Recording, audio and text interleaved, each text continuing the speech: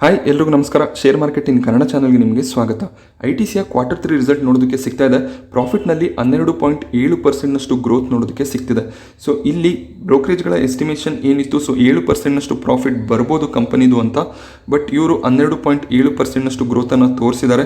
So 5% ಎಸ್ಟಿಮೇಷನ್ಗಿಂತ ಹೆಚ್ಚಿನ ಪ್ರಾಫಿಟನ್ನು company declare ಮಾಡಿದ್ದಾರೆ.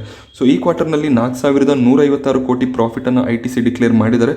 ಅದೇ ಡಿಸೆಂಬರ್ ಕ್ವಾರ್ಟರ್ನಲ್ಲಿ ನಾವು ಅದನ್ನು ಗಮನಿಸಿದಾಗ 3,687 ಕೋಟಿಗಳಷ್ಟು ಇತ್ತು. ಹಾಗೆ ರೆವೆನ್ಯೂನಲ್ಲೂ ಕೂಡ ಒಳ್ಳೆ ಒಂದು ಜಂಪ್ ನೋಡೋದಕ್ಕೆ ಸಿಗ್ತಿದೆ. ಸೊ ಇಯರ್ ಆನ್ ಇಯರ್ ಮತ್ತು ಕ್ವಾರ್ಟರ್ ಆನ್ ಕ್ವಾರ್ಟರ್ ಕಂಪೇರ್ ಮಾಡಿದಾಗ ಒಳ್ಳೆ ಒಂದು ಜಂಪ್ ನಮಗೆ ರೆವೆನ್ಯೂನಲ್ಲಿ ಕಾಣಿಸ್ತಿದೆ. ಸೊ ಇಲ್ಲಿ 32.5% revenue growth year on year compare ಮಾಡಿದಾಗ ಕಾಣಿಸ್ತಿದೆ. ಹಾಗೆ ಇವರು FMCG ಸೆಗ್ಮೆಂಟಲ್ಲೂ ಕೂಡ ಒಳ್ಳೆ ಒಂದು ಗ್ರೋತನ್ನು ತೋರಿಸ್ತಿದ್ದಾರೆ. ಸೊ 9.3% ರೆವೆನ್ಯೂನಲ್ಲಿ FMCG ಸೆಕ್ಟರ್ನಲ್ಲಿ ಗ್ರೋತ್ ಕಾಣಿಸ್ತಿದೆ. ಕಂಪನಿ ಹೋಟೆಲ್ ಬಿಸ್ನೆಸ್ಸನ್ನು ಕೂಡ ನಡೆಸ್ತಾರೆ. ಸೊ ITC ಗಾರ್ಡೇನಿಯಾ ಅನ್ನುವಂಥ ಹೋಟೆಲ್ ಕೂಡ ಇದೆ ಕಂಪನಿ ಬಳಿಯಲ್ಲಿ. ಸೊ ಇಲ್ಲೂ ಕೂಡ ಒಳ್ಳೆ ಒಂದು ಟರ್ನ್ ಅರೌಂಡ್ ಕಾಣಿಸ್ತಿದೆ. ಸೊ ಕೋವಿಡ್ಗೂ ಮುಂಚೆ ಯಾವ ರೀತಿಯ ಹೋಟೆಲ್ ಬುಕಿಂಗ್ಗಳು ಆಗ್ತಿತ್ತು, ಸೊ ಅದೇ ರೀತಿಯ ಬುಕಿಂಗ್ಗಳು ಕೂಡ ಈಗ ನೋಡೋದಕ್ಕೆ ಸಿಗ್ತಿದೆ. ಮೇಜರ್ ಆಗಿ 40% ರೆವೆನ್ಯೂ ಏನಿದೆ ಅದು ನಮಗೆ ಸಿಗರೆಟ್ ಸೆಗ್ಮೆಂಟ್ ಇಂದ ನೋಡೋದು ಸಿಗುತ್ತೆ. ಸೊ ಅಲ್ಲೂ ಕೂಡ ಒಳ್ಳೆ ಒಂದು ರೆವೆನ್ಯೂ ಗ್ರೋತ್ ಕಾಣಿಸ್ತಿದೆ. ಕಂಪನಿ ಆಗ್ರಿ ಬಿಸ್ನೆಸ್ ಅನ್ನು ಕೂಡ ಮಾಡ್ತಾರೆ. ವೀಟ್, ರೈಸ್ ಹಾಗೆಯೇ ಟೊಬ್ಯಾಕೋ ಎಕ್ಸ್ಪೋರ್ಟ್ ಅನ್ನು ಕೂಡ ಕಂಪನಿ ನಡೆಸ್ತಾರೆ. ಸೊ ಆಗ್ರಿ ಬಿಸ್ನೆಸ್ ಅಲ್ಲೂ ಕೂಡ 100% ಗ್ರೋತ್ ನಮಗೆ ರೆವೆನ್ಯೂನಲ್ಲಿ ನೋಡೋದಕ್ಕೆ ಸಿಗ್ತಾ ಇದೆ. ಹಾಗೆ ಕೇವಲ ಆಗ್ರಿ ಬಿಸ್ನೆಸ್ ಅಷ್ಟೇ ಅಲ್ಲದೆ paper boards, paper packaging segment ಅಲ್ಲೂ ಕೂಡ ಕಂಪನಿ ಕೆಲಸ ಮಾಡ್ತಾರೆ. ಸೊ ಕ್ಲಾಸ್ಮೇಟ್ ಅನ್ನುವಂಥ ನೋಟ್ಬುಕ್ಗಳನ್ನು ಕೂಡ ಇವರು ಮ್ಯಾನುಫ್ಯಾಕ್ಚರ್ ಮಾಡ್ತಾರೆ. ಸೊ ಇಲ್ಲೂ ಕೂಡ 38.5% ಗ್ರೋತ್ ನಮಗೆ ಪೇಪರ್ ಮತ್ತು ಪ್ಯಾಕೇಜಿಂಗ್ ಇಂಡಸ್ಟ್ರಿಯಲ್ಲೂ ಕೂಡ ಕಾಣಿಸ್ತಿದೆ. ಸೊ ಒಳ್ಳೆ ಒಂದು ಓವರ್ ಆಲ್ ರೆವೆನ್ಯೂ ಗ್ರೋತ್ ಹಾಗೆ ಪ್ರಾಫಿಟ್ ಗ್ರೋತ್ ನಮಗೆ ITC ಕಂಪನಿಯಲ್ಲಿ ನೋಡೋದಕ್ಕೆ ಸಿಗ್ತಿದೆ. 231 ರೂಪಾಯಿ ಹತ್ರ ಶೇರ್ ಟ್ರೇಡ್ ಆಗ್ತಿದೆ. ಸೊ ಇಲ್ಲಿ ನೋಡಬೇಕಾಗುತ್ತೆ 250 ರೂಪಾಯಿಯ ಮೇಲೆ ಶೇರ್ ಟ್ರೇಡ್ ಆಗುತ್ತಾ ಕನ್ಸಿಕ್ಯೂಟಿವ್ಲಿ ಅಂತ. ಹಾಗೆ ಕಂಪನಿ ಡಿವಿಡೆಂಡ್ ಅನ್ನು ಕೂಡ ಕೊಡ್ತಾ ಇರ್ತಾರೆ. ಸೊ ವರ್ಷಕ್ಕೆ 2 ಬಾರಿ ಇವರು ಡಿವಿಡೆಂಡ್ ಅನ್ನು ಡಿಕ್ಲೇರ್ ಮಾಡ್ತಾರೆ. ಈ ಬಾರಿ ಇಂಟ್ರೀಮ್ ಡಿವಿಡೆಂಡ್ ಅನ್ನು ಕೊಟ್ಟಿದ್ದಾರೆ. ₹5.25 ಡಿವಿಡೆಂಡ್ ಡಿಕ್ಲೇರ್ ಮಾಡಿದ್ದಾರೆ. ಇದಕ್ಕೆ ರೆಕಾರ್ಡ್ ಡೇಟ್ ಅನ್ನು ಕೂಡ ಕಂಪನಿ ಸೆಟ್ ಮಾಡಿದ್ದಾರೆ. ಫೆಬ್ರವರಿ 15 ರೆಕಾರ್ಡ್ ಡೇಟ್ ಆಗಿರುತ್ತೆ. ಸೊ 14ರವರೆಗೂ ಶೇರ್ಗಳು ನಿಮ್ಮ ಡಿಮ್ಯಾಟ್ ಅಕೌಂಟ್ನಲ್ಲಿ ಇದ್ದರೆ ನೀವು ಈ ಡಿವಿಡೆಂಡ್ಗೆ ಎಲಿಜಿಬಲ್ ಆಗ್ತೀರಾ. ಸೊ ಹೊಸದಾಗಿ ಪರ್ಚೇಸ್ ಮಾಡಿಕೊಂಡ್ರು ಕೂಡ ಅಷ್ಟೇ. ಸೊ ನೀವು 14ನೇ ತಾರೀಕುವರೆಗೂ ಶೇರ್ಗಳನ್ನು ಹೋಲ್ಡ್ ಮಾಡಬೇಕಾಗುತ್ತೆ. ಬಟ್ ನಾನು ಯಾವಾಗಲೂ ಹೇಳ್ತಿರ್ತೀನಿ, ಕೇವಲ ಡಿವಿಡೆಂಡ್ಗೋಸ್ಕರ ಶೇರ್ಸನ್ನು ಬೈ ಮಾಡಬೇಡಿ.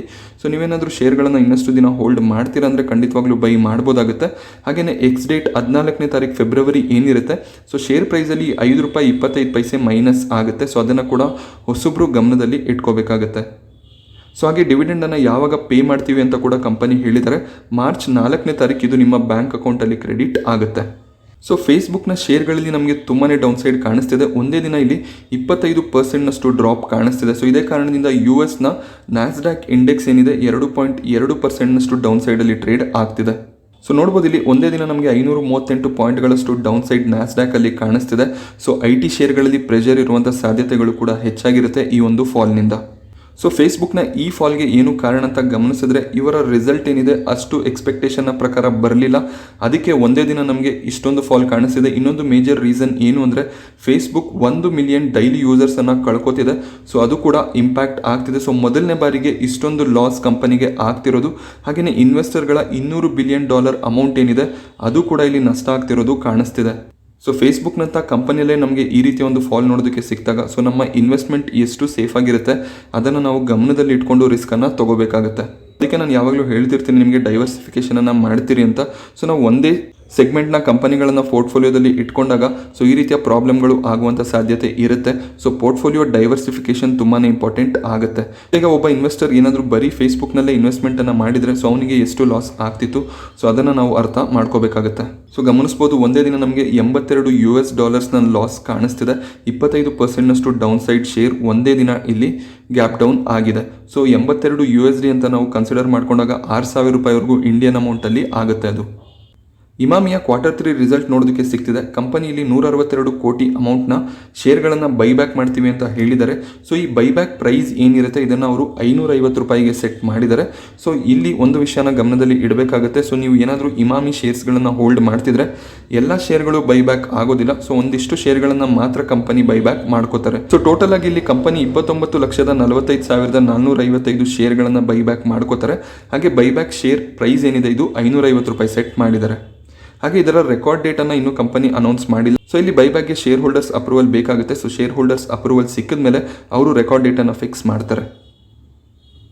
ಇಮಾಮಿ ಈಗ ₹497 ಹತ್ರ ಟ್ರೇಡ್ ಮಾಡ್ತಾ ಇದೆ. ಸೊ ಇಲ್ಲಿ ಬೈಬ್ಯಾಕ್ ಪ್ರೈಸ್ ನಾವು ಗಮನಿಸಿದಾಗ 550 ರೂಪಾಯಿ ಇದೆ. ಬಟ್ ಇಲ್ಲಿ 550 ರೂಪಾಯಿಗೆ ನನ್ನ ಶೇರ್ಗಳನ್ನು ಕಂಪನಿ ತಗೋತಾರೆ ಅಂತ ನೀವು ಎಂಟರ್ ಆಗಬಾರ್ದಾಗುತ್ತೆ. ಸೊ ಎಲ್ಲ ಶೇರ್ಗಳನ್ನು ಇಲ್ಲಿ ಅವರು ತಗೊಳ್ಳೋದಿಲ್ಲ. ಸೊ ಕೇವಲ ಒಂದಿಷ್ಟು ಪರ್ಸೆಂಟೇಜ್ನ ಶೇರ್ಗಳನ್ನು ಮಾತ್ರ ತಗೋತಾರೆ. ಸೊ ಅದನ್ನು ಗಮನದಲ್ಲಿ ಇಡಬೇಕಾಗುತ್ತೆ. ಅದು ಇಮಾಮಿ ಬೈಬ್ಯಾಕ್ ಆಗಿರಲಿ ಅಥವಾ TCSನ ಬೈಬ್ಯಾಕ್ ಆಗಿರಲಿ, ಸೊ ಯಾವುದೇ ಬೈಬ್ಯಾಕಲ್ಲೂ ಇದೇ ರೀತಿ ಆಗೋದು. ಸೊ ಇಮಾಮಿ ಕಂಪನಿಯ Q3 ರಿಸಲ್ಟನ್ನು ಗಮನಿಸಿದರೆ ಇಲ್ಲಿ ಇಯರ್ ಆನ್ ಇಯರ್ ನಮಗೆ 5% ಗ್ರೋತ್ ಕಾಣಿಸ್ತಿದೆ. ಸೊ ಇವರ ರಾ ಮೆಟೀರಿಯಲ್ನ ಪ್ರೈಸ್ ಜಾಸ್ತಿ ಆಗಿರೋ ಕಾರಣ ಸೊ ಪ್ರಾಫಿಟ್ನಲ್ಲಿ ಸ್ವಲ್ಪ ಡೌನ್ ಸೈಡ್ ಇದೆ ಅಂತ ಕಂಪನಿ ತಿಳಿಸಿದ್ದಾರೆ. ಹಾಗೆಯೇ ಕಂಪನಿ ಡಿವಿಡೆಂಡನ್ನು ಕೂಡ ಡಿಕ್ಲೇರ್ ಮಾಡಿದ್ದಾರೆ. ಸೊ 4 ರೂಪಾಯಿಯ ಡಿವಿಡೆಂಡ್ ಡಿಕ್ಲೇರ್ ಆಗ್ತಿರೋದು ಕಾಣಿಸ್ತಿದೆ. ಹಾಗೆ ಪ್ರಿನ್ಸ್ ಪೈಪ್ನ Q3 ರಿಸಲ್ಟ್ ಕೂಡ ನಮಗೆ ನೋಡೋದಕ್ಕೆ ಸಿಗ್ತಿದೆ. ಸೊ ಕ್ವಾರ್ಟರ್ ಕಂಪೇರ್ ಮಾಡಿದಾಗ ಪ್ರಿನ್ಸ್ ಪೈಪ್ನ Q3 ಪ್ರಾಫಿಟ್ನಲ್ಲಿ 11.52% ಡೌನ್ ಸೈಡ್ ಕಾಣಿಸ್ತಿದೆ. ರೆವೆನ್ಯೂ ಕೂಡ ಆಲ್ಮೋಸ್ಟ್ 13% ಡೌನ್ ಆಗಿದೆ. ಅದೇ ನಾವು ಇಯರ್ ಆನ್ ಇಯರ್ ಕಂಪೇರ್ ಮಾಡಿದ್ರೆ ಸೊ ಫ್ಲಾಟ್ ರಿಸಲ್ಟ್ ಅಂತಲೇ ಹೇಳಬೇಕಾಗುತ್ತೆ.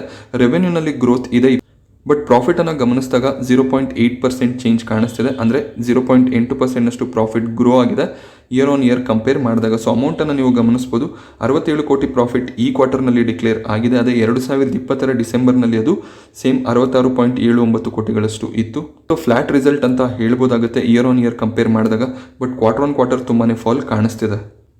ಹಾಗೆ ಶೇರ್ ಪ್ರೈಸ್ ನಾವು ಗಮನಿಸಿದಾಗ 717ರಲ್ಲಿ ಶೇರ್ ಟ್ರೇಡ್ ಆಗ್ತಿದೆ. ಸೊ ಈ ಒಂದು ರಿಸಲ್ಟ್ನಿಂದ ಸ್ವಲ್ಪ ಪ್ಯಾನಿಕ್ ನಮಗೆ ನೋಡೋದಕ್ಕೆ ಸಿಗುವಂಥ ಸಾಧ್ಯತೆಗಳು ಕೂಡ ಇರುತ್ತೆ.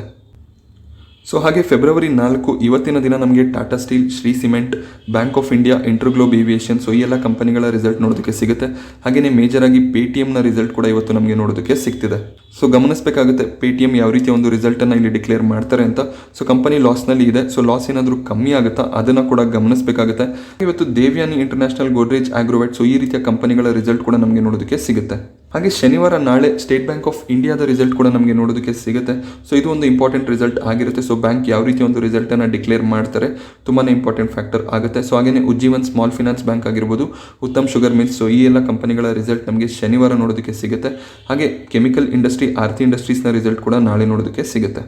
ಲುಪಿನ್ನ Q3 ರಿಸಲ್ಟ್ ಬಂದಿದೆ. ಸೊ ಇಲ್ಲಿ 24.5% ಗ್ರೋತ್ ನಮಗೆ ಪ್ರಾಫಿಟ್ನಲ್ಲಿ ನೋಡೋದಕ್ಕೆ ಸಿಗ್ತಿದೆ ಇಯರ್ ಆನ್ ಇಯರ್ ಕಂಪೇರ್ ಮಾಡಿದಾಗ. ಹಾಗೆ ರೆವೆನ್ಯೂನಲ್ಲೂ ಕೂಡ 3.6% ಗ್ರೋತ್ ಕಾಣಿಸ್ತಿದೆ. ಬಟ್ ಎಬಿಟಾ ಮಾರ್ಜಿನ್ ತುಂಬಾ ಡೌನ್ ಆಗಿರೋದು ಕಾಣಿಸ್ತಿದೆ. ಎಬಿಟಾನಲ್ಲಿ 52.5% ಡೌನ್ ಸೈಡ್ ಕಾಣಿಸ್ತಿದೆ. ಹಾಗೆ ಸೂರ್ಯೋದಯ ಸ್ಮಾಲ್ ಫಿನಾನ್ಸ್ ಬ್ಯಾಂಕ್ನ ರಿಸಲ್ಟ್ ಕೂಡ ನೋಡೋದಕ್ಕೆ ಸಿಗ್ತಿದೆ. ಸೊ ಪ್ರಾಫಿಟ್ ತುಂಬಾ ಚೆನ್ನಾಗಿ ಆಗಿದೆ. ಸೊ 4.72 ಕೋಟಿಗಳಷ್ಟು ಪ್ರಾಫಿಟನ್ನು ಬ್ಯಾಂಕ್ ಡಿಕ್ಲೇರ್ ಮಾಡಿದ್ದಾರೆ. ಅದು ನಮಗೆ ಹೋದ ವರ್ಷ ಡಿಸೆಂಬರ್ 2020ರಲ್ಲಿ ಗಮನಿಸಿದಾಗ 1 ಕೋಟಿಗಳಷ್ಟು ಇತ್ತು. ಸೊ ಇಲ್ಲಿ ನೋಡಬಹುದು 3 ಫೋಲ್ಡ್ ಹೆಚ್ಚಿನ ಪ್ರಾಫಿಟ್ ಅನ್ನ ಬ್ಯಾಂಕ್ ಡಿಕ್ಲೇರ್ ಮಾಡಿದ್ದಾರೆ. ಶೇರ್ಸ್ ತುಂಬಾನೇ ಪ್ಯಾನಿಕ್ ನಲ್ಲಿ ಇತ್ತು. ಸೊ ಈಗ ಒಂದು ಒಳ್ಳೆ ರಿಕವರಿ ಬರುವಂತ ಸಾಧ್ಯತೆಗಳು ಕೂಡ ಇರುತ್ತೆ. IPO ನಂತರ ತುಂಬಾನೇ ಶೇರ್ ನಲ್ಲಿ ಫಾಲ್ ಕಾಣಿಸ್ತಿತ್ತು. ಅದಾನಿ ಪವರ್ನ Q3 ರಿಸಲ್ಟ್ ಕೂಡ ನೋಡೋದಕ್ಕೆ ಸಿಗ್ತಿದೆ. ಸೊ ಅದಾನಿ ಪವರ್ ಇಲ್ಲಿ ಪ್ರಾಫಿಟ್ ಅನ್ನು ಡಿಕ್ಲೇರ್ ಮಾಡಿದರೆ 218 ಕೋಟಿಗಳ ಪ್ರಾಫಿಟ್ ಕಾಣಿಸ್ತಿದೆ. ಹಾಗೆ ಅವರು 2020 ಡಿಸೆಂಬರ್ನಲ್ಲಿ ಲಾಸ್ ಅನ್ನು ಡಿಕ್ಲೇರ್ ಮಾಡಿದ್ರು. 288 ಕೋಟಿಗಳ ಲಾಸ್ ಇತ್ತು. ಬಟ್ ಇಲ್ಲಿ ನಾವು ರೆವೆನ್ಯೂನ ಗಮನಿಸಿದಾಗ ರೆವೆನ್ಯೂನಲ್ಲಿ ಫಾಲ್ ಕಾಣಿಸ್ತಿದೆ. ಸೊ ರೆವೆನ್ಯೂ ಫಾಲ್ ಆಗಿದೆ, ಬಟ್ ಪ್ರಾಫಿಟ್ನಲ್ಲಿ ಒಳ್ಳೆ ಒಂದು ಗ್ರೋತ್ ನೋಡೋದಕ್ಕೆ ಸಿಗ್ತಾ ಇದೆ. ಸೊ ಇವತ್ತು ನಾನು ನಿಮಗೆ ತಿಳಿಸ್ಕೊಟ್ಟಂತಹ ಮಾಹಿತಿ ಇಷ್ಟ ಆದರೆ ವಿಡಿಯೋನ ಲೈಕ್ ಮಾಡಿ. ಹಾಗೆ ಇದೇ ರೀತಿಯ ಮಾರ್ಕೆಟ್ ಅಪ್ಡೇಟ್ಸ್ಗಳಿಗೋಸ್ಕರ ಚಾನಲ್ನ ಸಬ್ಸ್ಕ್ರೈಬ್ ಮಾಡ್ಕೊಳ್ಳಿ. Thank you friends.